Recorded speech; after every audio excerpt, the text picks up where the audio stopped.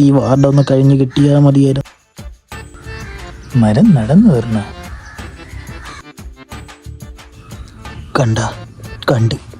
കണ്ടില്ല.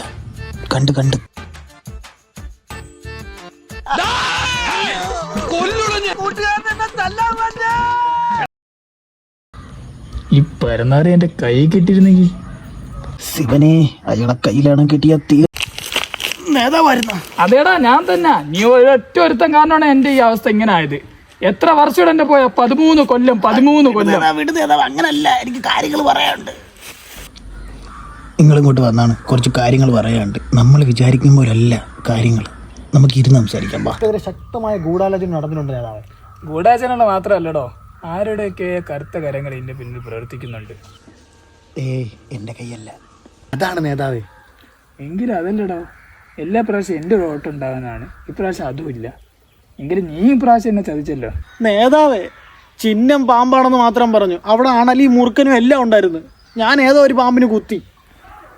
നിന്നെ പറഞ്ഞിട്ടും കാര്യമില്ല. ഞാൻ കുത്തിയ വോട്ട് വരെ മാറിപ്പോയില്ലേ. അതാണ് താമര വരെ വിരിഞ്ഞു. പാമ്പെങ്കിലും കൊത്തിയില്ലല്ലോടാ. നമ്മളൊരവസ്ഥ.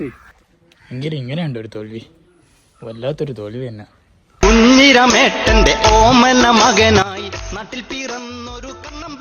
നേതാവി, അടുത്ത പ്രാവശ്യം നമുക്ക് ശക്തമായി തിരിച്ചു വരണം. അയാളെ പറമ്പിൽ പാമ്പും ചേരയെ കൊള്ളയാണ്. പോത്തിനും എന്നെ മനസ്സിലായോ?